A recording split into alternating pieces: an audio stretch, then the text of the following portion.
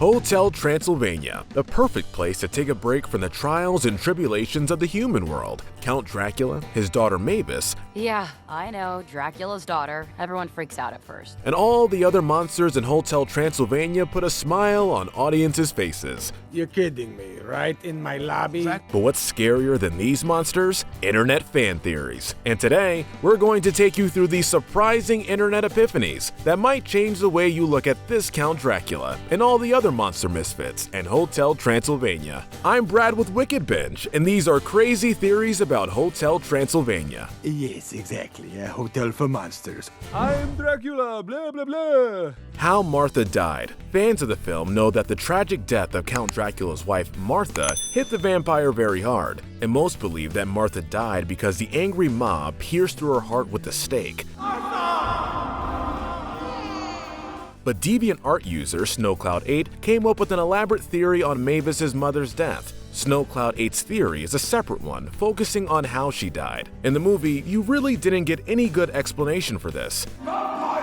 We just learned that humans somehow caused her death. So yeah, you might believe the people used a stake to pierce through her heart, but when you look closely at the villagers, they don't carry more than pitchforks and torches. Plus, Dracula told Martha to hide. Go hide. I'll take care of this. How could the humans find out where she is? Since wooden stakes kill vampires, one of the possible explanations is this. Martha hid herself and the baby somewhere in the house, but the mob outside set the building on fire. You could even see how the building's interior was already glowing orange. Fire spread, and finally burned through the structure, bringing down one of the ceiling rafters, and that rafter pierced through her heart. Man, what a way to go. Watch out for fire. Fire bad. Why Dracula is so protective of Mavis. The background of this theory reflects a theme throughout the movie, namely Dracula learning how to let his daughter, Mavis, experience more of the world. No, don't do that. Don't give me the pouty bat. As this happens, he starts to realize that times have changed. Not all humans are prejudiced and plotting bloodthirsty plans against the monsters. But when you think about it, Dracula should have already known that, and the reason for this is simple. Griffin, the Invisible Man, is a human himself, just an invisible one. Sooner or later, after Griffin discovers the hotel, it's not far-fetched to presume that Dracula asked him what human society has turned into. Most likely it's in a similar fashion as it happened with Jonathan, and even if he didn't do that, news from the outside world must have reached him in one way or another. I mean, in the hotel, monsters can come and go as they please. So the point here is that it must have dawned on him at some point that humanity has moved beyond the phase of terminating monsters and ghouls with extreme prejudice. Dad, you were right. Humans are awful. They were everything you said. They wanted to bite my toes. Now, why would he react in such a negative way when it's clear that Johnny and Mavis fell in love? While part of it is just basic overprotective parenting, for sure, there's gotta be more than that. In actuality, Dracula is able to see that the relationship wouldn't work. I mean, just look at Johnny. He's this globe-trotting goofball who barely reached the legal drinking age. I can't kill him. It would set monsters back hundreds of years. And Mavis? Well, she's an immortal vampire who can't get sun exposure or she'll burn. I mean, how's this relationship stuff gonna work? With Johnny's traveling lifestyle and Mavis's vampire issues. Oh, fantastic. I'm trapped here. Now I know how your daughter feels. There are so many obstacles in their way. Mavis has no knowledge of how to look normal in the modern human world. Her vampire status should be kept secret as much as possible. These are all the things that Dracula might be thinking quite a bit about. Plus, Mavis is immortal. Johnny isn't. Since Dracula experienced a similar loss in his own life, he can't let Mavis go through the same thing. It would make sense that his own wife's death messed him up pretty badly after all. His overprotective reaction is just a defense against his daughter experiencing what he deems to be an inevitable emotional blow. Martha, what have I done? Erica is the reincarnation of Martha. Imagine if Erica is actually Martha reborn. While it's established that you only zing once, 'Cause you're my zing, Mavis. I'm your zing?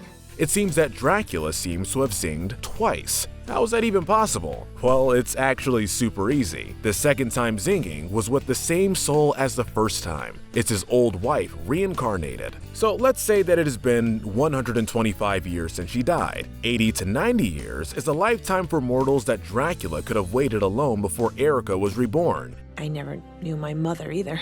and then it's another 35 to 45 years when he meets her. In other words, Martha's soul didn't return for an entire lifetime, but that makes no difference because her Zing is immortal. They just found each other again. There's also the irony of Martha getting killed by humans, only to be reborn as a human trying to kill vampires. Some fans countered this theory by saying that their personalities are too different. Others said that if this was true, then the second one isn't really a Zing. Instead, Drac just realized that Erica is in fact Martha. And then I zinged.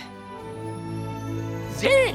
What's a zing? Dampiers are different. Denis lacks fangs and obvious vampire powers, which made it easier to determine whether he was more human or more vampire. But this implies some of the differences between humans and vampires aren't really in place. Denis is not a monster! Take the presence or the lack of a heartbeat. It would seem like a noticeable difference over the years, especially if the kid was small and someone had been holding him. If both humans and vampires in this universe have a heartbeat, then it wouldn't be a telltale sign. That leaves us with a question though. Did anyone notice if Denis had a reflection? Or similarly, did someone discover he could be photographed? 5 years is a long time. These sort of things would easily come up almost immediately in life. There are fans who believe that some of the differences could be explained by the divide between Dampiers, basically children born of a vampire and a human, and non-mixed vampires. Maybe it's just the Dampiers who have a heartbeat and can be photographed. Also, Denis appears not to be harmed by sunlight. That's unlike his mother and grandfather, and he gets to eat the regular food that humans enjoy as well. Dracula and Mavis, on the other hand, seem to eat the same stuff as bats do. All of this leads to the conclusion that maybe Denis got all the traits of a human body, such as skin and a heart. He gained no vampire weaknesses, but did get vampire power. Talk about hitting the genetic lottery. Dracula's workers are slaves. This fan theory has been circling the internet for a while now. According to an unnamed author, Dracula went back to the human village responsible for the death of his wife. He killed and mentally enslaved everyone living in the village to become his workers at the hotel. Among other things, this theory explains why everyone working at the hotel are zombies, expecting nothing in return for their hours put into running the place. And it makes sense when you think about their complete faith towards Dracula as well. Reddit user Crunchy Biscuit also thinks that they might have some form of entertainment, such as a slow-paced mini-golf where their arms fall off if they take a swing too hard. Alright everybody, get back to work now. Dracula's wife was human. When you look at the backstory, Dracula's wife being human doesn't look that implausible. Story is that a lonely count met her by chance, and they say that no two souls were ever more meant for each other.